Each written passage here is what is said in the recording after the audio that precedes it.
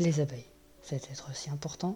En effet, les abeilles, comme vous le savez sûrement, servent à faire du miel, mais également à la pollinisation des fleurs, autrement dit, de leur reproduction.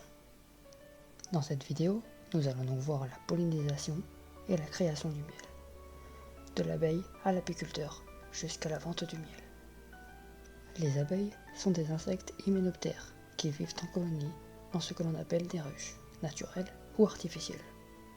Les ruches peuvent prendre différentes formes et tailles. Dans une ruche, on peut compter entre 40 000 et 60 000 individus. Dans toutes les ruches, les abeilles ont une hiérarchie. Nous avons la reine. C'est elle qui fournit à la ruche les abeilles. Au sein de la colonie, nous pouvons retrouver la reine, la nettoyeuse, la nourrice, la maçonne, la gardienne, la ventileuse, l'éclaireuse, mais également la butineuse. Lorsque les butineuses sortent pour aller chercher le précieux nectar, elles vont directement se diriger vers les champs de fleurs. L'abeille écarte les pétales, puis y plonge leur tête et allonge leur langue pour aspirer et stocker le nectar. Elles le stockent provisoirement dans leur jabot. Une fois que l'abeille a rempli son jabot de nectar et que la fleur a déposé son pollen sur les pattes de l'abeille, alors l'abeille s'envole pour retourner vers sa maison. En vol, elle va propager du pollen qui va être prise par le vent. C'est alors que le pollen va se déposer sur d'autres fleurs. C'est ce que l'on appelle la pollinisation. Une fois la ruche retrouvée, l'abeille va alors commencer une gestation où elle va régurgiter puis ingurgiter le nectar pour mêler ses sucs digestifs et sa salive, ce qui va donner une réaction chimique appelée l'hydrolyse, ce qui donne du glucose et du fructose. Voilà comment se déroule cette étape. Et voici quelques statistiques et informations sur nos amis les abeilles. On compte pas moins de 20 000 espèces d'abeilles sur Terre. Les abeilles servent à polliniser nos fleurs et donc à leur reproduction. C'est pourquoi elles sont si importantes.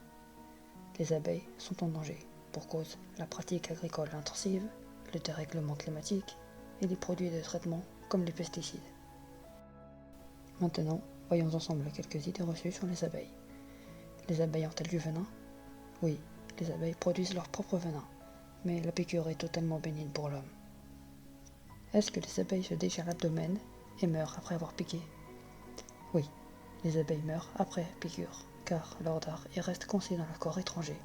Alors elles ne piquent qu'en cas d'urgence, contrairement aux frelons, aux guêpes, qui eux ont le dard lisse. Il n'y a que les femelles qui piquent ? Oui, ce sont les ouvrières. Elles seules piquent, tout comme chez les moustiques et les thons. Pourquoi se méfier des abeilles ? En cas de menace, la colonie tout entière viendra et n'hésitera pas à vous attaquer et à vous piquer. Et elles vous piqueront directement à la tête, car elles savent repérer les points faibles des menaces. Une fois qu'une d'entre elles vous a piqué, elle libère une odeur pour prévenir ses congénères du danger. Maintenant que nous connaissons un peu plus nos amis les abeilles, voyons le travail de l'humain pour extraire le miel des ruches sans risquer de blessures, pour lui ou pour les abeilles. Ces hommes et femmes sont appelés des apiculteurs. Ils ont un attirail bien atypique pour ne pas se faire piquer par les abeilles. Et voici l'équipement que porte un apiculteur sur lui. Nous avons une tenue de protection, des gants, un enfumoir. Il y a environ 70 000 apiculteurs en France. C'est un métier d'artisanat. Lorsque l'apiculteur va pour ouvrir la ruche, il va tout d'abord enfumer la ruche avec un fumoir, avec du vieux chiffon, de la toile de jute, des feuilles de tabac ou des épines de pin, pour endormir les abeilles, pour ne pas les affoler. Alors l'apiculteur retire les cadres. L'apiculteur prend le cadre, puis les désopercule et récolte le miel avec un couteau spécial ou avec une herse à désoperculer. Les cadres sont mis dans une centrifugeuse pour faire couler le miel dans un récipient. Le miel est donc traité et laissé fermenter dans des grands fûts à environ 25 degrés pendant environ une semaine. Le miel est maintenant entreposé en attente d'être mis en vente. Elles sont stockées dans des endroits secs et sombres. Le miel est mis en pot, hermétiquement fermé. Voici quelques statistiques sur le miel. 45 000 tonnes sont consommées chaque année. Le miel est un antioxydant, anti-inflammatoire. Le miel est un sucre naturel. La Chine est le plus gros producteur de miel, avec près de 20% de la production mondiale. Le miel se conserve-t-il pendant des milliers d'années? Oui, le miel ne pourrit pas. Du miel vieux de 5000 ans a été retrouvé dans des pyramides en Égypte et était toujours comestible. Combien de temps faut-il pour fabriquer du miel? Il faut environ 45 jours pour que du miel soit produit par les abeilles.